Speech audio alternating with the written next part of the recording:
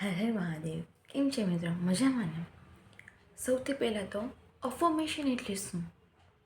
Affirmation એટલે કે તમે દરરોજ નિયમિત તમારી સાથે જે કંઈ પણ વાત કરો છો અથવા તો રેગ્યુલર તમે જે કંઈ પણ બોલો છો એને કહેવાય અફર્મેશન. ધારો કે એક્ઝામ્પલ તમને આપું કે તમે એમ કહેતા હોય કે યાર હું તો બહુ બધા કામ મતલબ મારાથી લેટ જ થાય છે, મારાથી લેટ ઉઠાય છે, હું ટાઈમે પહોંચી નથી શકતો, મતલબ યાર આ મને આવડતું જ નથી, આ મને સમજાતું જ નથી, એને પણ કહેવાય અફર્મેશન.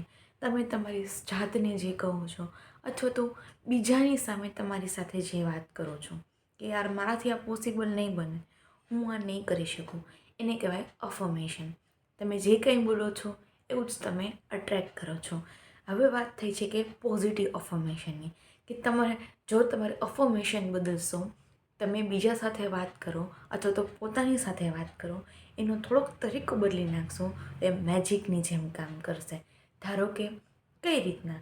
તો કે હા, આ મારાથી થશે, આ કામ હું કરી શકીશ. આ તો બહુ ઇઝી છે, હું તો બધું કામ સમયથી પહેલાં કરીને દઉં છું, હું તો બધી જગ્યાએ પરફેક્ટ ટાઈમે પહોંચું છું, અથવા તો હું બધી જગ્યાએ સમય પહેલાં પહોંચું છું. એવી પોઝિટિવ અફર્મેશન એટલે કે પોઝિટિવ વાતચીત તમે કરશો તો ધીમે ધીમે તમે એવા બની જશો. કેમ કે આપણું જે સબકોન્શિયસ માઇન્ડ છે એ જેવું તમે બોલો છો ને એવું જ રિએક્ટ કરે છે. Fake it tell you make it. તમે કન્ટિન્યુ બોલવા મળશો, ભલે તમે એવા નથી છતાં પણ તમે એવા બની જશો. જેમ કે મને બધું આવડે છે, મારા માટે બધું જ ઇઝી છે, આઈ કેન ડૂ ઇટ, હું બધું કરી લઈશ, હું બધું કરી શકું એમ છું.